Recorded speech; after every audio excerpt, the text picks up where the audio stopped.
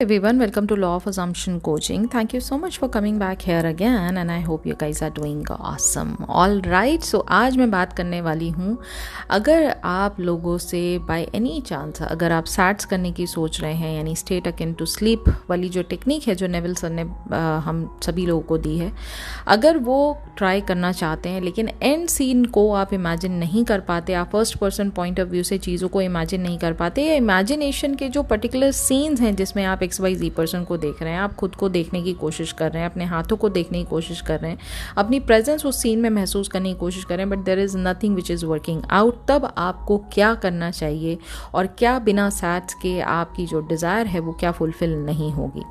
देखिए, सैट्स या कोई भी दुनिया की कोई टेक्निक आप इस्तेमाल करना चाहें आप बिल्कुल कर सकते हैं। Techniques don't manifest. टेक्निक्स का काम सिर्फ हमें उस स्टेट पर लेकर जाना है जहां हम इस बात को महसूस कर सकें कि हमारी डिज़ायर्ड रियलिटी असंभव नहीं है पाना, हमारी डिज़ायर्ड रियलिटी ऑलरेडी एग्जिस्ट करती है। हमें सिर्फ उस जगह पर पहुंच के अपनी कॉन्शियसनेस को एक्सपैंड करना है ताकि हम अपने आप को पहले महसूस कर सकें कि हाँ, ये डिज़ायर्ड में मैं अपने आप को देख पा रहा हूँ, इस सीन में मैं अपने आप को रख पा रहा हूँ, इसके फुलफिलमेंट को मैं महसूस कर पा रहा हूँ, hence it is possible for me. देखिए, मैं सिंपल सा एक आपको एग्जांपल देती हूँ। कोई भी चीज़ को ना आप पहले बनाना चाहते हैं, मतलब अगर हम कोई डिश को बनाना चाहते हैं, सपोज करिए वो हमारे कुजीन की नहीं है, वो जापानीज़ है या वो इटालियन है, कोई एक ऐसी डिश है जो हमारे घरों में नॉर्मली नहीं बनती है। हम पहला काम क्या करते हैं, हम उस डिश का नाम जानने के बाद सबसे पहले उस डिश की जो मेकिंग प्रोसेस है उसको हम यूट्यूब पर सर्च करते हैं। एम आई राइट? अब जिस यूट्यूब वीडियो को आप देखते हैं उसमें प्रोसेस दिखाया जाता है और आप उसको देखते हैं, आप उसको स्टेप बाय स्टेप समझने की कोशिश करते हैं कि अच्छा ठीक है, आप अगर पिज़्ज़ा की बात करें कि हाँ पिज़्ज़ा बनाया जाता है, तो पिज़्ज़ा अगर बेस से आपको स्टार्ट करना है तो आपको सबसे पहले क्या करना होगा। जब आप उस पूरे प्रोसेस को अपनी आंखों से देखते हैं तो आपको भरोसा हो जाता है आप भी कर सकते हैं। एम आई राइट और रॉन्ग? यहाँ तक आपको समझ में आया? हम इस भरोसे की बात कर रहे हैं, हम इस फीलिंग की बात कर रहे हैं। सबसे पहले इस बात को एहसास करना है कि yes, it is possible.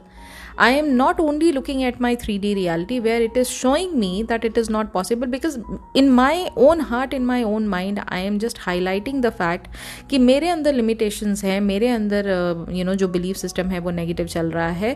Because of that 3D में भी चीज़ें मुझे negative दिखाई दे रही हैं, इसलिए मैं अपने आप को ये मानती ही नहीं हूँ कि मैं उस चीज़ को पाने के लिए capable हूँ। हमें इस थॉट प्रोसेस को चेंज करना है तो सबसे पहले हमें एक विजिबल चीज़ देखने को चाहिए जहाँ पर हम ये देख पाएँ कि भाई ये पॉसिबिलिटी 100% हमारी निगाह के सामने अगर हो रही है, दिखाई दे रही है हमें होते हुए, दैट मीन्स इसकी पॉसिबिलिटी 3D में होना पॉसिबल है।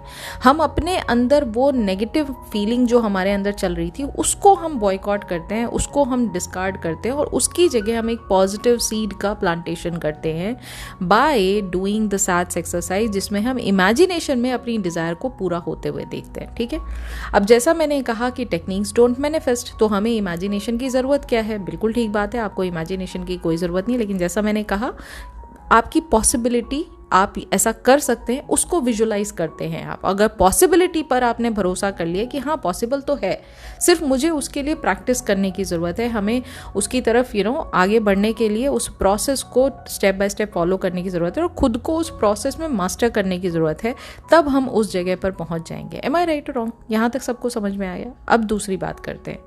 Law of assumption based law है, यानी जो चीज़ आप अज्यूम करते हैं रियलिटी वही बनती है। अब अगर आपने ये अज्यूम कर रखा है कि 3D में जो दिख रहा है उसके हिसाब से तो ये पॉसिबिलिटी बनती नहीं है, 3D में एसपी किसी और के साथ है, 3D में जॉब जो है वो किसी और को मिल चुकी है, 3D में मेरे एग्ज़ाम में तो मार्क्स अच्छे आए नहीं हैं, 3D में XYZ पर्सन जो है वो तो मेरे पैसे लेके बैठा है, वो तो दे ही नहीं रहा है। 3D में ये सब कुछ चल रहा है, लेकिन क्या ये बात की गारंटी है कि जो 3D में दिख रहा है वो चेंज नहीं होगा? Is it set in stone? क्या ये लकीर जो है वो पत्थर पे, मतलब एक स्टोन की जैसे वो कार्व कर दी जाती है, ऐसे कर दी गई है कि इसको चेंज नहीं किया जा सकता? भाई ये तो पॉसिबल ही नहीं है कि इसकी चेंजेबिलिटी हो।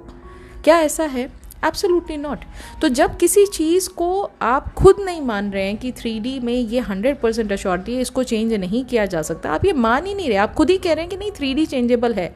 ऐसा नहीं है कि XYZ पर्सन ने जो पैसे लिए हैं वो कभी आपको दे नहीं सकता है, मैं पॉसिबिलिटी बात कर रही हूँ कि वो दे नहीं सकता, या ऐसा नहीं है कि XYZ पर्सन किसी और के साथ अभी इन्वॉल्व है तो वो वापस आपके पास आ नहीं सकता। ऐसा नहीं है कि जो जॉब किसी और के पास चली गई वो वापस कभी आपके पास नहीं आ सकती, या वैसे सिमिलर जॉब या किसी और पोजीशन पे सिमिलर लेवल का जो प्रोफाइल है वो आपको मिल नहीं सकता। पॉसिबिलिटी तो किसी भी तरह की हो सकती है ना। तो आपका अजम्पशन क्या कहता है उसको आइडेंटिफाई करना, ये हमारा बहुत ही महत्वपूर्ण काम हो जाता है, ये हमारा सबसे मोस्ट इंपॉर्टेंट काम हो जाता है। तो इंटरनल लेवल पे मैं एज्यूम क्या करके बैठी हूँ ये मैटर करता है। क्यों? क्योंकि फीलिंग इज द सीक्रेट। अगर आपके मन में जो अजम्पशन बना के आप बैठे हुए हैं उसके रिगार्ड में जो फीलिंग जनरेट हो रही है वो नेगेटिव हो रही है, तो 100% चीज़ें 3D में जो होंगी वो आपको नेगेटिव फील का एहसास कराएंगी ही कराएंगी, चाहे आप कुछ भी कर लीजिए। लेकिन क्योंकि बिलीफ सिस्टम नेगेटिव होके रखा है, फीलिंग भी नेगेटिव जनरेट होगी और चीज़ें 3D में फीलिंग के तौर पे नेगेटिव ही आपको महसूस कराएंगी। यहाँ तक आपको समझ में आया? अब मैं एक और बात आपको समझाती हूँ। आप टेक्निक कोई भी करो, आप जर्नलिंग करो, आप एफर्मेशंस बोलो, एफर्मेशंस में आप इंग्लिश में बोलो, हिंदी में बोलो, जिस जगह पे आप बैठ के ये चीज़ें कर रहे हो उस स्टेट में आप अपने आप को क्या मानते हो, क्या फील करते हो, वो बहुत मैटर करता है। क्योंकि हायर कॉन्शियसनेस में लैंग्वेज का कोई प्रोटोकॉल नहीं है। आप कौन सी लैंग्वेज में आप अपनी हायर कॉन्शियसनेस को जगाते हो और वहाँ पर अपनी डिज़ायर देखने की कोशिश करते हो, इसका कोई लेना देना नहीं है लैंग्वेज से। जब हम मंदिर में जाते हैं या हम कहीं पर भी जो होली प्लेसेस होते हैं, जब हम वहाँ जाते हैं, हम इसी उम्मीद से जाते हैं ना कि भाई हमसे तो सुप्रीम पावर ये है, यहाँ पर जो आइडल बैठे हैं, गॉड आइडल हैं, ये हमारे बहुत सुप्रीम पावर है के अंदर, तो इनके लिए क्षण मात्र भर की देरी है, ये चाहे तो हमारी ये डिज़ायर पूरी कर सकते हैं। यानी आप गॉड जिनमें भी आप भरोसा करते हैं उस डिवाइन पावर को आप असीम शक्ति मानते हैं, राइट? वहां पर आपके साथ ही कोई पर्सन खड़ा होगा, आप प्रे शायद इंग्लिश में कर रहे हो, वो पर्सन हिंदी में प्रे कर रहा होगा। आपके राइट साइड में कोई पर्सन खड़ा होगा, वो शायद पंजाबी में बोल रहा होगा। आपके शायद पीछे कोई पर्सन खड़ा होगा, वो शायद उर्दू में कोई बात बोल रहे होंगे। इतनी डिफरेंट लैंग्वेजेस, इतने डिफरेंट पैटर्न ऑफ एक्सप्रेशन होने के बाद भी हम सभी लोगों के प्रेयर करने के तरीके में एक चीज़ कॉमन होती है, और वो ये कि हम सब ये बात जानते हैं कि जो हमारे सामने गॉड आइडल बैठे हैं वो असीम शक्ति हैं। उनको हमारे अंदर के दिल के एहसास का पूरा ज्ञान है, उनको सब कुछ पता है कि हमारे दिल में क्या चल रहा है। हम अपने मुंह से किसी भी लैंग्वेज में अपनी बात को एक्सप्रेस करने की कोशिश करें, सामने जो गॉड आइडल है उनको हमारी फीलिंग का एहसास है, उस फीलिंग से ही वो ये जज कर लेते हैं कि इसको क्या चाहिए। Are you understanding this point? यानी feeling is the secret, it is not anything else, it is the feeling which is very very very essential to get your manifestation. Feeling अगर नहीं है, आपके अंदर लैक कूट कूट कर भरा हुआ है, यानी लैक का एहसास ज़्यादा है, वो भी एक फीलिंग ही है।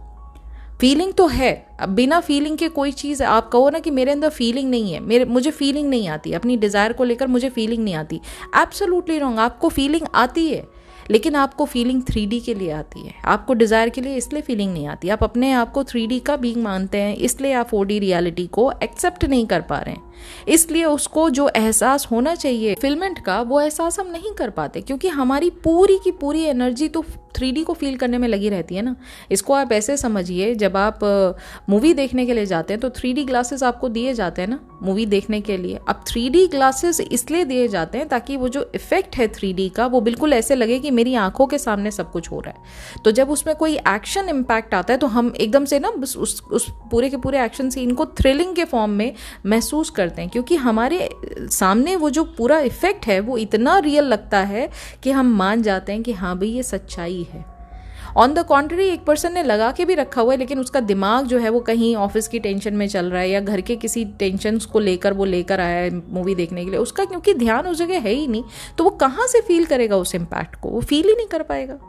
समझ रहे हैं आप? तो ऐसे ही कोई भी टेक्निक जो आप पावरफुल टेक्निक मानते हैं, करते हैं, सैट्स नहीं भी कर पा रहे हैं, उस टाइम पर खुद से ये सवाल पूछिए कि मेरे इंटरनल स्टेट में मैं फील क्या कर रहा हूँ।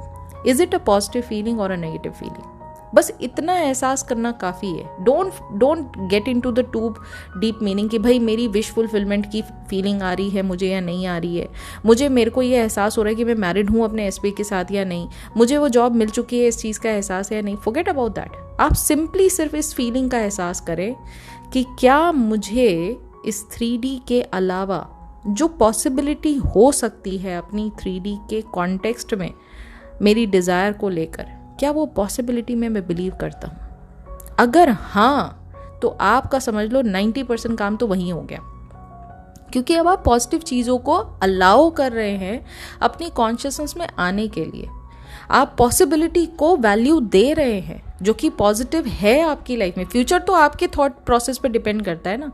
अगर आप मानते हैं कि फ्यूचर पॉजिटिव होगा, 100% फ्यूचर जो है वो पॉजिटिव होगा। वो आज आप डिसाइड करेंगे तब फ्यूचर बनेगा। अगर आज ही आपने मान लिया मेरी ज़िंदगी में कुछ अच्छा नहीं होता, तो 100% फ्यूचर वही डिस्प्ले करेगा आपको जो आप मान के बैठे। यही तो है ना लॉ ऑफ अजम्पशन। समझ रहे हैं आप? कोई टेक्निक आप प्रॉपरली अगर नहीं भी कर पा रहे हैं, इट्स टोटली फाइन। वो एक प्रोसेस है उस स्टेट में पहुंचने के लिए। ठीक है, आप सिर्फ अपने आप पर पहले ये डिसाइड कर लीजिए कि आपको जो चाहिए उसकी पॉजिटिव फीलिंग आप रखते हैं उसकी पॉसिबिलिटी में या नहीं। अगर हाँ रखते हैं तो आप पहले फिर ये देखिए कि अच्छा ठीक है, अगर मैं इस चीज़ को मानता हूँ कि हाँ होने को तो कुछ भी हो सकता है, पॉजिटिव भी हो सकता है, 3D भले अभी नहीं दिखा रही है तो कोई बात नहीं। अब मुझे अपने आप से ये सवाल पूछना है, क्या मैं ये बात मानता हूँ कि भाई सारा क्रिएशन मेरी 3D में मेरे हिसाब से होता है? प्रॉब्लम ये होती है, मैं बताती हूँ प्रॉब्लम कहाँ आती है। प्रॉब्लम ये होती है, हमने लॉ को टेस्ट नहीं किया होता है। हमने छोटी छोटी चीज़ों को अज्यूम करके अपनी 3D रियलिटी में उसके प्रूफ को नहीं देखा होता है, इसलिए हम बार बार स्लिप कर जाते हैं अपने मैनिफेस्टेशन गोल से। हम बार बार 3D की तरफ फोकस करने लग जाते हैं। XYZ पर्सन ने कुछ बोल दिया, हमारे जो 3D में चीज़ें हमें दिखाई दे रही हैं वो ऑपोजिट दिखाई दे रही हैं, इसलिए हम अंदर तो 2 बार प्रैक्टिस करते हैं एफर्मेशन की, 2 बार प्रैक्टिस करते हैं विजुअलाइजेशन की, लेकिन वापस से 3D में जब वर्ल्ड ऑफ सेंसेस में आते हैं, जहाँ 5 सेंसेस लगा के आपको 3D ऑपोजिट दिखा रही है, आप उसको एक्सेप्ट कर लेते हैं बिना ये सोचे कि ये जो रिफ्लेक्शन आ रहा है 3D में, ये मेरे थ्रू ही आ रहा है। इंटरनल लेवल पे अगर मैंने अच्छे से काम कर लिया तो एक्सटर्नल लेवल पे मुझे कोई परेशानी होगी ही नहीं। ठीक है, तो प्रोसेस पर इतना ध्यान मत दीजिए। आप एहसास किस चीज़ का ज़्यादा कर रहे हैं, डोमिनेंट फीलिंग आपके मन में क्या चल रही है, उस पर फोकस ज़्यादा कीजिए। मेरा कहना आपसे बस इतना ही है। अब उसमें अगर आपको टेक्निक समझ में नहीं आ रही है कि नहीं भाई शायद मुझसे नहीं हो रहा, कोई बात नहीं, आप एफर्मेशन का सहारा ले सकते हैं, क्योंकि हमें अल्टीमेटली पहुंचना उस स्टेट में है। किसी से भी पहुंचो, आप ट्रेन से जाओ, आप फ्लाइट से जाओ, आप पैदल जाओ, कैसे भी जाओ, किसी भी जगह पे आपको अल्टीमेटली एम क्या है, उस जगह पर पहुंचना है ना, राइट? तो अगर आप उस जगह पे पहुंचने की ट्राई कर रहे हैं तो कोई भी जरिया पकड़िए, अल्टीमेटली आप पहुंचना उसी जगह पे है। सैट्स काम नहीं कर रहा, एफर्मेशन ट्राई कर सकते हैं। एफर्मेशन भी काम नहीं कर रहा, आप जर्नलिंग ट्राई कर सकते हैं। जर्नलिंग को बार बार रीड कर सकते हैं, अपने माइंड को ट्रेन कर सकते हैं आप। लॉजिकल माइंड जो बिल्कुल इस समय बिल्कुल ऐसे बना हुआ है ना कि वो किसी की बात नहीं सुन रहा है, अनकंट्रोल्ड है, उसको धीरे धीरे कंट्रोल कर सकते हैं, राइट? और ये प्रैक्टिस से आता है।